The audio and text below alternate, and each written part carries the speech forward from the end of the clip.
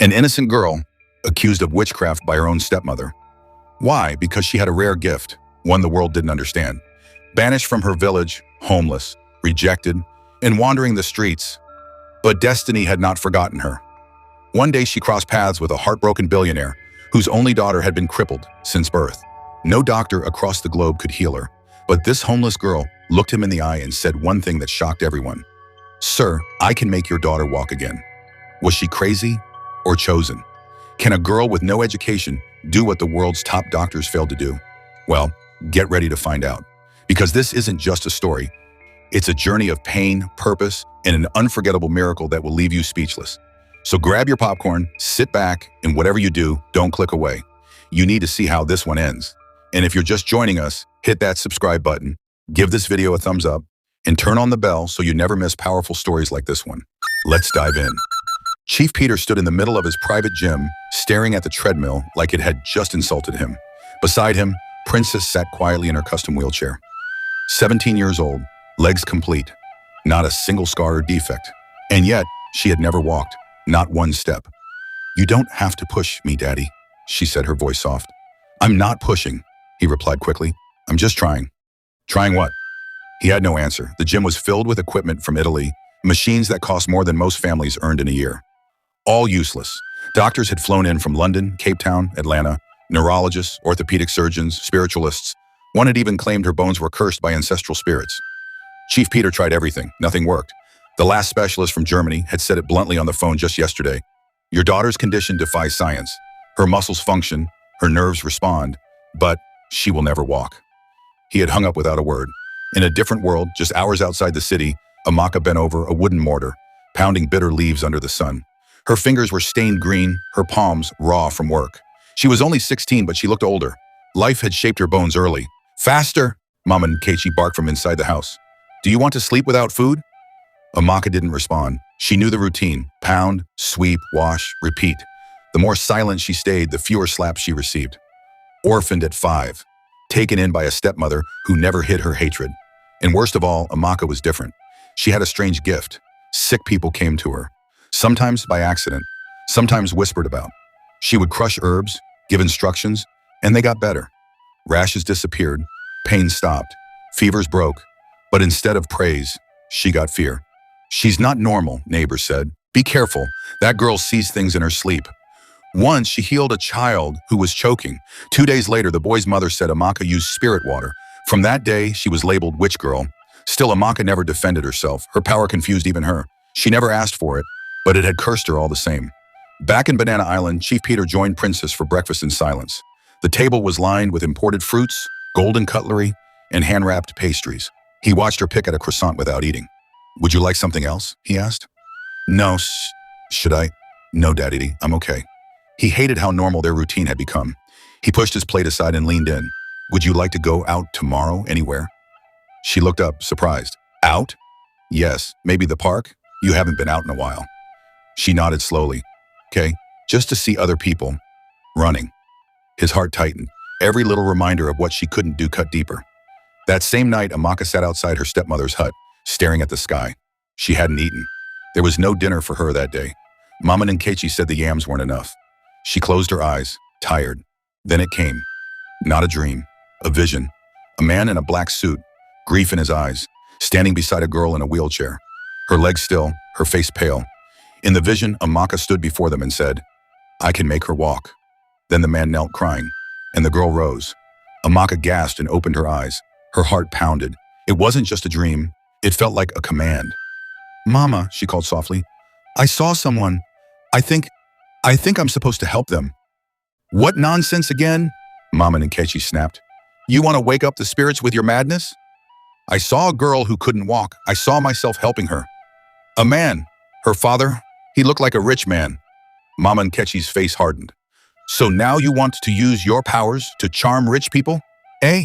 So that they will serve you? You want to become madam overnight?" Amaka tried to explain. "It's not like that." But she didn't finish. The slap came hard. "If I hear you mention that dream again, I'll bury you next to your dead mother." Amaka turned away, but deep inside she knew something had started. The world was about to change.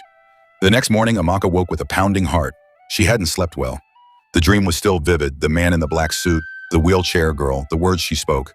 I can make her walk. It was haunting her, pulling at her spirit like a rope. In the kitchen, Mama Ninkechi dropped a pot on the floor.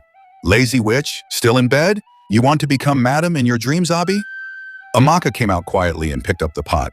Her head was still spinning from the vision. Something is coming, she said under her breath.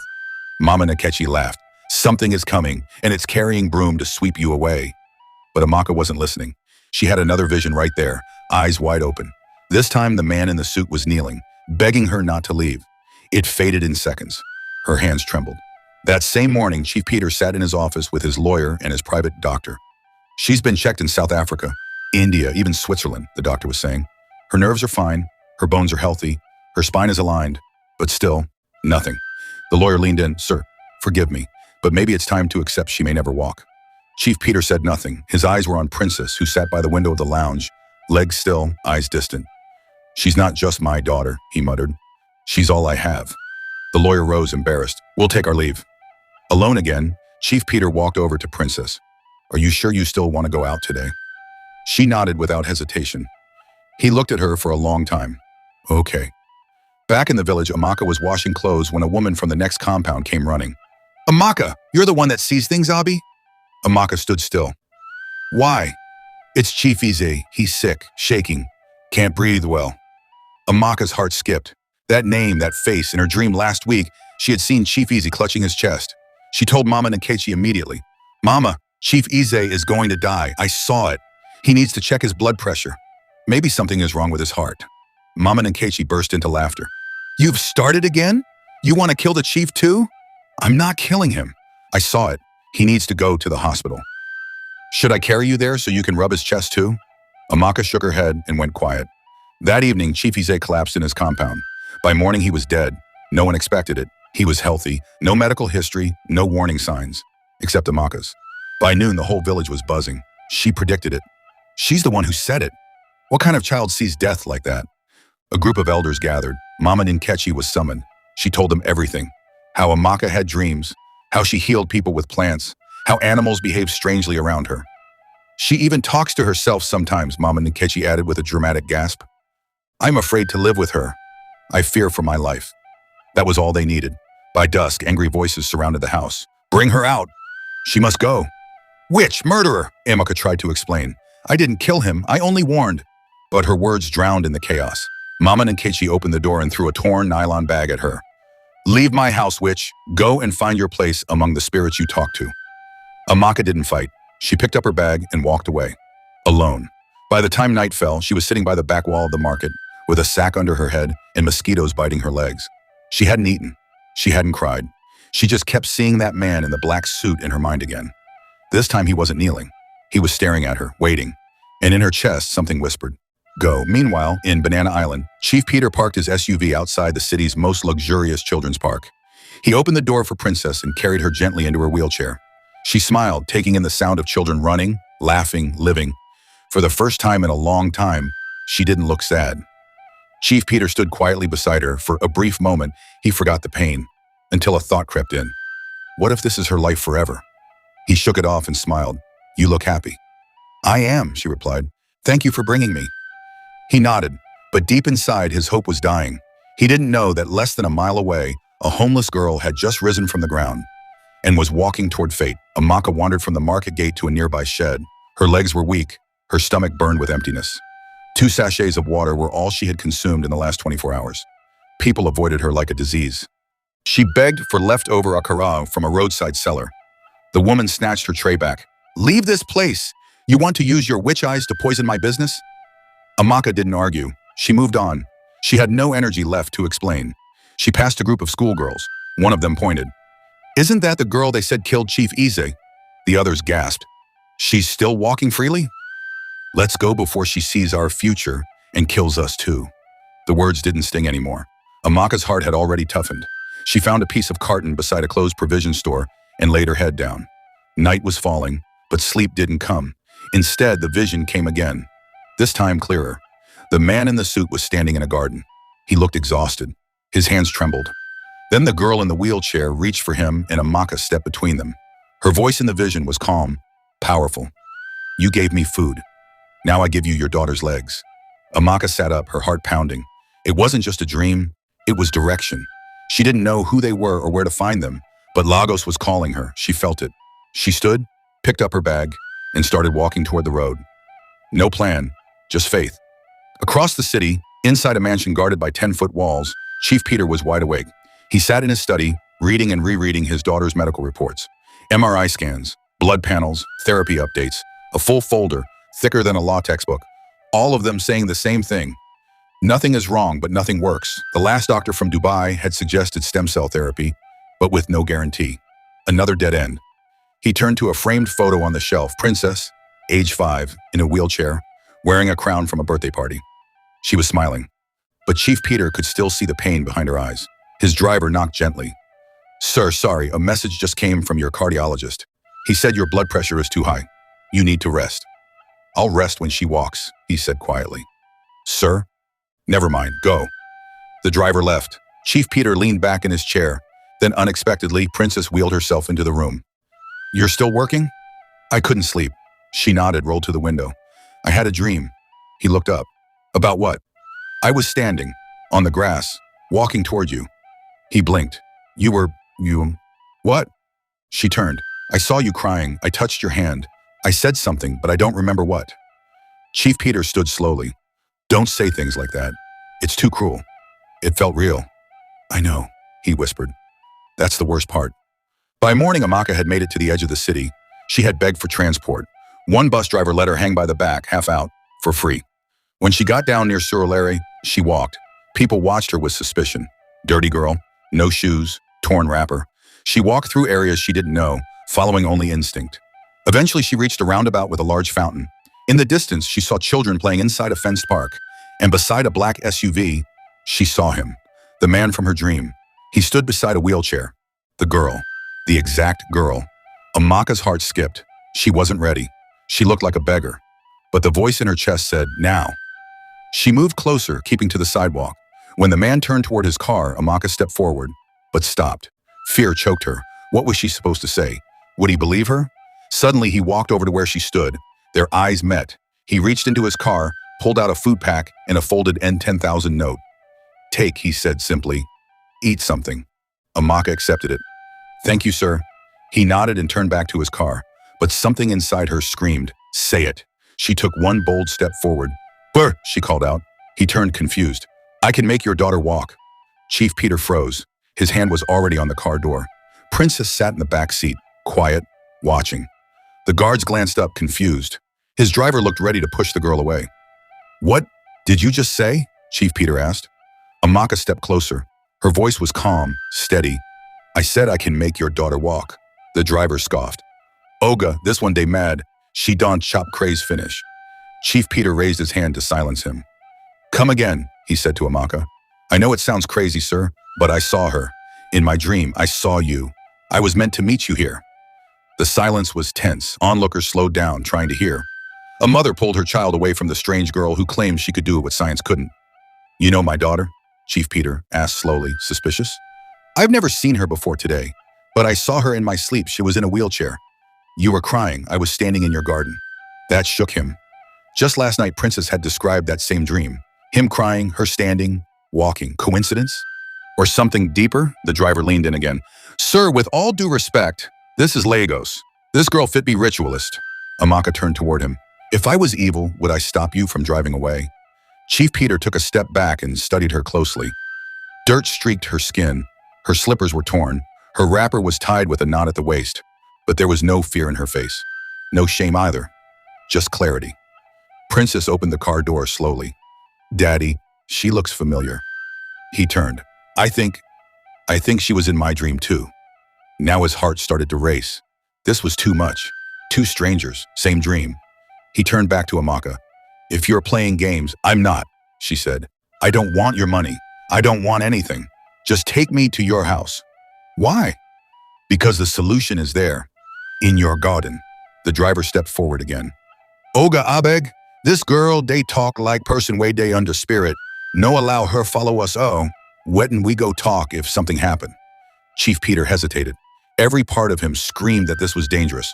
But a smaller voice, one that sounded like faith, whispered, What if it's real? He looked at Amaka again. You'll enter the car? She nodded. You'll allow us to search you? She raised her arms. You can chain me if you want. Princess spoke up. Please, Daddy, just try. The guards looked uneasy, but Chief Peter opened the back door and gestured. Get in. Amaka climbed in quietly. The driver shook his head in disbelief and started the engine. The drive to Banana Island was quiet. Princess stared at Amaka with quiet curiosity. Amaka stared out the window, focused. Chief Peter kept glancing at the rearview mirror, watching both of them. He didn't know what to expect. A scam? A breakdown? Another disappointment? But something about her presence felt calm. When they reached the mansion, the guards at the gate looked stunned. Olga, who be this? She's with me, Chief Peter said. Let her in. As the gate opened and they entered the estate, Amaka's eyes widened. White marble walls, manicured lawns, 3 black SUVs, security cameras rotating from poles. Servants in uniform lined up as the car parked. She stepped down from the car quietly. One guard pulled Chief Peter aside. Olga, we fit search her? Yes, do it. Amaka raised her arms without resistance. The guards checked her bag, only a wrapper and a torn notebook. She's clean, sir. Chief Peter turned to her. You said something about my garden. Amaka nodded and pointed toward the back. That way. One of the guards moved to stop her, but Chief Peter raised a hand. Let her go. She walked across the lawn, past the fountain, past the trimmed hedges, then stopped near the corner of the fence. A low bush grew there. Most gardeners ignored it. Amaka knelt down, touched the leaves gently, then pulled at the soil. She brought out a thick reddish root. This is what will make her walk, she said. Chief Peter frowned. A root? Yes, it grows in very few places. It strengthens dead nerves when cooked right. Your staff probably saw it every day and never knew. Are you saying herbs can do what medicine couldn't? I'm saying faith can, she replied. Princess wheeled closer. It smells strong. Amaka broke off a small piece and chewed it. If it's poison, I would be dead by now. Chief Peter looked torn. His hands trembled. You want my daughter to eat this? Only if you believe. He turned to Princess. She looked him in the eye. I believe her. The mansion was in chaos. Chief Peter's personal doctor had been called. His head of security stood alert. Even the maids had gathered in a corner, whispering. Everyone stared at the strange, ragged girl who sat confidently at the center of the grand kitchen, boiling a thick root from the garden in a stainless pot. Sir, this is dangerous, the doctor said. We don't know what's in that thing. She already tasted it, Princess replied from her wheelchair. She's fine. That means nothing, the doctor snapped. Every human body reacts differently. You want to risk organ failure? Death? Chief Peter stood in silence. He had fought so long for hope, and now that it stood in his kitchen, dirty, barefoot, uneducated, it didn't make sense. Daddy, Princess said gently. What if this is what we've been waiting for? He turned toward her. What if it isn't? Then we'll know we tried everything. The doctor leaned in again. Sir, I beg you, this is a bad idea. Let us run tests on the root, lab work, blood sampling. Give us 48 hours. We've waited 17 years, Princess said. If we wait longer, I might lose the courage. The room went silent. Chief Peter looked at Amaka, who simply nodded. I'm not asking for your trust, sir. I'm asking for a chance. Half an hour later, the boiling was done. Amaka poured the thick brown liquid into a clean glass cup and placed it before Princess. Drink half now, the rest before bed. Chief Peter stood by the door, his arms folded. His face looked carved from stone. Princess reached for the cup. One of the guards stepped forward. Sir, do we allow this? Chief Peter didn't respond. Sir, the doctor repeated. Louder now. We're all looking to you. Then, Princess drank, no drama, no shaking, no foaming at the mouth. She placed the empty cup on the table. Everyone waited. 5 minutes, nothing. 15 minutes, still nothing. Then she yawned. Wonderingly, I feel very sleepy. Chief Peter rushed to her. Are you okay? Are you dizzy? Heart beating fast? No, I just feel tired, like I want to sleep. The doctor checked her pulse. Normal. Her eyes began to close. Daddy, can I rest a bit? Just a little? Chief Peter helped her into her room himself, tucked her in, pulled the blanket over her legs, watched her sleep like he had watched her as a baby. But now his hands were shaking. When he returned to the living room, Amaka was still sitting calmly, her hands folded on her lap. Where did you learn this, he asked. I didn't. It comes to me. He nodded slowly. People have called you names, haven't they? Yes. Which? She smiled faintly. Many times, he sighed. My entire life, I've trusted people with degrees and lab coats. But tonight, I trusted a barefoot stranger. Amaka looked up. That's what faith looks like. He didn't respond, just nodded and walked away. That night, no one slept. Two guards were posted outside Princess' room. Chief Peter checked her breathing every 30 minutes. He paced the hallway like a man waiting for a verdict. At 3:47 a.m., she turned in her bed and mumbled something. Chief Peter rushed in. "Princess?" She yawned again. "Still sleepy? Anything wrong?" "No, just dreaming a lot." "What did you see?" She paused. "I was in a field. Running." He froze. "Then I looked back, and you were smiling. But not sad smiling, really smiling." He left the room without a word. Downstairs, the guards offered Amaka a mattress to sleep on in the servants' quarters. But she declined. "I'll sit here," she said, "till morning." She sat by the garden fountain, hugging her knees. For the first time in years, no one was throwing stones or curses. No one calling her witch or demon. It was quiet, peaceful. But she wasn't celebrating yet. Miracles take time. She knew that. By morning, Princess was still asleep. Chief Peter stared at her from the doorway, his eyes bloodshot, his hands twitching. He had prayed more that night than he had in the past 10 years combined. When she stirred again and opened her eyes fully, his heart jumped. "Daddy?" she whispered. "Yes, my love. I think I'm hungry." He smiled with relief. "You'll eat anything you want." But inside, he was screaming for more. She hadn't moved her legs. Not yet. Amaka watched from the garden, silent, waiting. By the second day, Princess was still asleep more than awake. When she opened her eyes, she spoke softly, ate very little, and drifted back into dreams. Chief Peter didn't leave her side. He had canceled all business meetings. His phones were off. His only focus now was her breath, her pulse, and the hope that something, anything, might change. But nothing did. The mansion grew quieter with each passing hour. Guards spoke in whispers. Servants moved like shadows. Even the birds in the garden seemed to chirp more cautiously. The doctor had stopped arguing. "She's stable," he said. "Her blood pressure is fine. No sign of toxicity. But medically, there's no explanation for this prolonged sleep." Chief Peter asked only one question. "Is she in danger?" "No," the doctor said. "But I can't explain what's happening either." He nodded. "You don't need to." Downstairs, Amaka sat alone in the sitting room, under the large chandelier she hadn't dared to glance at before. One of the maids brought her rice and stew on a ceramic plate, different from the stainless one they used the first day. They were warming up to her, but the stares remained. The suspicion, the silent judgment. She heard them whisper at night. What if she poisoned the girl slowly? She hasn't even touched the Bible since she came here. Witch or not, something is off. Amaka didn't respond. She knew how this worked. She had lived it all her life. People fear what they can't control, especially when it wears rags and doesn't speak their language. What hurt wasn't the whispers. It was the silence of the man who brought her here. Chief Peter hadn't said a word to her in over 24 hours. He didn't ask how she was, didn't even look her way. That was the price of belief. Faith sounded beautiful in books, but in reality, it felt like being watched by everyone and trusted by no one. On the third day, Chief Peter finally came downstairs. His eyes were sunken, his shirt untucked.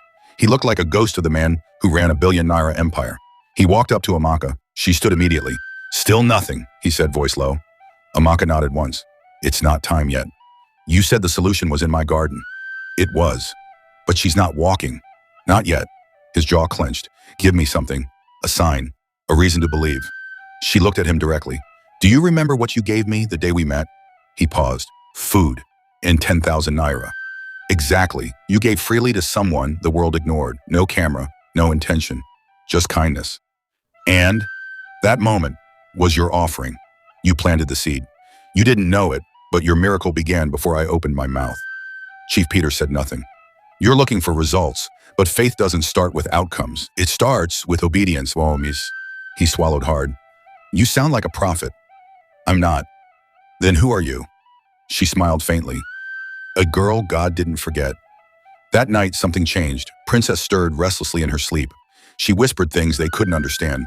At one point, she cried out softly, "Stop pushing me. Let me stand on my own." Chief Peter rushed in. "Princess?" She was asleep again. The doctor stood nearby. "Her body temperature is rising slightly." "Is that bad?" "I don't think so." Amaka stood at the doorway, watching. The next morning, when Princess opened her eyes fully, she didn't speak. She stared at her legs for a long time. Then she looked at her father. "I feel different." Chief Peter moved closer. "Different how?" "My feet, they're warm." He dropped to his knees and touched them. They were. He looked at Amaka. She didn't speak. She just nodded. Once, still, Princess didn't walk. Not yet. But the atmosphere shifted. The staff stopped whispering. The guards greeted Amaka with eye contact. The cook offered her yam and tea without being told. Chief Peter came to the garden where she sat that evening. "I haven't said thank you." She looked up. Because nothing's happened yet? He nodded. You don't owe me thanks, she said. Just truth. When this is over, tell the truth about me. He didn't answer, but he sat beside her, in silence. That was enough for now, because belief had already cost them all something. Comfort, control, pride, and that was the price. The morning was quiet, too quiet. Chief Peter hadn't slept. He sat by Princess' bedside, arms folded, heart racing each time she moved. It had been 4 days since she drank the strange root mixture. 4 days of waiting, watching, hoping, and nothing. Yes, her legs were warm, her breathing strong, but no movement, no sign of a miracle. Only sleep, silence, and stillness. He was beginning to think he had been fooled. He left her room just after 7 a.m., walking slowly down the hallway. His guards stood in place. Maids whispered greetings. Amaka sat in the garden staring into the morning sky. He didn't speak to her. He didn't have the strength to. At exactly 7:42 a.m., something happened. Princess opened her eyes and didn't just blink. She sat up quickly, breathing fast like someone waking from a heavy dream. Then she whispered, I need to stand. The nurse in the room froze. What? Princess threw off her blanket. Please, I need to stand. You shouldn't. Let me call your father. But she didn't wait. She turned, shifted her legs over the side of the bed, and lowered them to the cold marble floor. Her toes touched down first, then the sole of her foot, then her heel. For the first time in her life, her legs held her weight. The nurse gasped, Jesus. Princess rose slowly, her knees shaking, but she stood. By herself. She wasn't dreaming. She wasn't falling. She was standing. And then, step by step, she walked to the door. Barefoot, unsteady, but real. Chief Peter heard the nurse screaming before he saw her. He ran toward the noise, heart pounding, afraid something had gone wrong. Then he saw her, walking, toward him. Princess? She smiled. Daddy, I can walk. He dropped to his knees. His hands covered his face. For a long second, he didn't move. Then he cried out, loud, broken, overcome. My God, my God. He grabbed her, held her, kissed her face 100 times. You're walking. You're walking. She laughed through her own tears. I don't know how, but I can. Behind them, the mansion burst into noise. Maids screamed. Guards rushed to see. The doctor collapsed into a chair, whispering, this isn't science. And outside, Amaka was still in the garden. She didn't flinch when the gates burst open and Chief Peter ran toward her. She's walking, he said, breathless. I know, Amaka replied calmly. He looked at her like he was seeing her for the first time. You did it. No, she corrected. You did. He stared at her. Me? The day you gave me food without knowing who I was. That was the price. You paid it in kindness. He went silent. You fed someone the world rejected, and God remembered. His voice cracked. How do I thank you? You don't have to. He turned to his guards. Bring her new clothes, shoes, everything. Let her look like the queen she is. He brought her inside. The maids bathed her gently. She changed into a flowing dress one of the guests had left behind. They styled her hair, gave her a proper meal with cutlery. The guards saluted her without being told. When she finally stood in the living room beside Chief Peter, she looked nothing like the girl at the gate, but her eyes were still the same. Still kind, still calm, still pure. Later that evening, when the house was calmer, Chief Peter called her aside. Amaka, I've spent millions, doctors, hospitals, prayers. Nothing worked. You changed my life, my daughter's life. Tell me what you want. A house, a car, 10 million, 20? She smiled gently. Nothing. He blinked. Nothing? I don't want anything. Not your money, not your house, oh my God. Then what do you want? She paused, her voice low. I want my name back. He frowned. Your name? I was thrown out of my village, accused of witchcraft. People called me evil for a gift I didn't ask for. I want the world to know the truth. That I'm not a curse. I'm not a demon. I'm not a witch. I'm just a girl who helped. Chief Peter's eyes filled with tears again. I swear to you, Amaka, I'll make the world know who you really are. She nodded. That's all I want. Then she turned away and walked out into the evening air. For once, not as a beggar, not as a stranger, but as the girl who made the impossible possible. 3 days later, Amaka stood on a polished stage in front of flashing cameras, dressed in a pale blue gown that flowed gently around her feet. A quiet hush settled over the hall. Journalists, doctors, public figures, and influencers filled every seat of the private press conference. At her side stood Chief Peter, his hand gently on her shoulder. And beside him, Princess, standing tall, without support, without wheels, without shame. Every camera in the room was pointed at them. Chief Peter stepped to the microphone. For 17 years, he began, I searched the world for a cure. I went to hospitals in South Africa, Switzerland, and the US. I paid every consultant, every specialist, every healer. Nothing worked. He paused, eyes damp. But then, I gave food to a girl at a park, a girl I didn't know, a girl the world had already thrown away. Murmurs echoed in the crowd. He turned to Amaka, then back to the cameras. Her name is Amaka. She is not a witch. She is not cursed. She is not a fraud. She is a gift. Flashbulbs popped. Reporters whispered. This girl did what science could not. She gave me back my daughter, and all she asked in return was to be cleared of the lies the world pinned on her. He stepped aside. Amaka stood still for a moment, then approached the microphone. She cleared her throat softly. Most of you don't know me, and maybe some of you don't believe what you've heard. That's okay. I've lived most of my life being doubted. She looked down for a second, then lifted her chin. I didn't go to school. I didn't grow up in a mansion. I never saw my parents live long enough to explain why I am the way I am. All I know is people come to me sick, and sometimes, somehow, they leave better. She paused, but instead of being called gifted, I was called a witch. The room went silent. They threw me out of my village. I begged for food. I slept near market gutters. Nobody wanted to touch me. Nobody wanted to believe me. But Chief Peter believed enough to give me food when I was starving. And his kindness was the beginning of everything. She turned and looked directly at the cameras. So, to anyone who's ever been rejected, abandoned, labeled by fear, this is for you. You are not a curse. You are not invisible. And your voice matters. The crowd stood up. Some clapped. Some cried. Princess walked over and hugged Amaka tightly. Cameras captured it all. Later that night, Chief Peter brought Amaka to the rooftop terrace of his home. The moon was bright. The breeze carried the scent of flowers. I've cleared your name in the press, he said, but I want to do more. Amaka shook her head. You've done enough. No, he said firmly. I'm not done. I want to sponsor your education.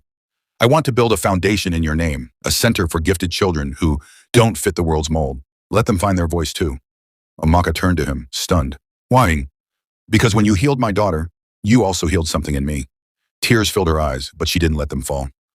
I don't want to be famous, she said. You won't be, but you will be free, respected, protected. She nodded slowly, and for the first time in her life, she believed she belonged somewhere. Back in the village, the same people who once spit at her name now gathered around radios and televisions. Isn't that the same Amaka that used to walk barefoot? She's the one that healed a billionaire's daughter. I always said that girl was special. Maman and Kichi sat alone on her porch, arms crossed, face blank. No one came to her compound. No one offered her yam or gossip. Silence had become her closest friend. Shame is always loudest in the mouths of those who once shouted lies. Weeks passed. Amaka began classes in a private learning center. She lived in a modest apartment funded by Chief Peter's foundation. Princess visited her often. They became close, like sisters. One day during a small outing, a child with a limp was brought to Amaka by a desperate mother. The woman knelt. Please, I heard what you did. Help us. Amaka looked at the boy, then knelt before him. She smiled. I'll try. Because the world had silenced her once. But now, she had become a voice for the voiceless. Moral of the story, kindness has power beyond understanding. A simple act of compassion can unlock miracles no amount of money or education can achieve. The world often rejects what it doesn't understand. But truth, when revealed, silences every lie. Never underestimate the value of a good heart, even when it comes in rags. We hope you were moved by this powerful story. Now it's your turn. Share your thoughts in the comments. What touched you the most? What lesson are you taking with you today? We read every comment and truly value your voice. And guess what? A brand new, emotional, and life-changing story is dropping in just a few days. So if you haven't already, hit that subscribe button and turn on the notification bell so you'll be the first to watch it the moment it drops. If this story inspired you, don't forget to give it a like and share it with your friends and family. Let's spread these lessons of love, hope, and redemption together. Thank you so much for watching. God bless you, and see you in the next story.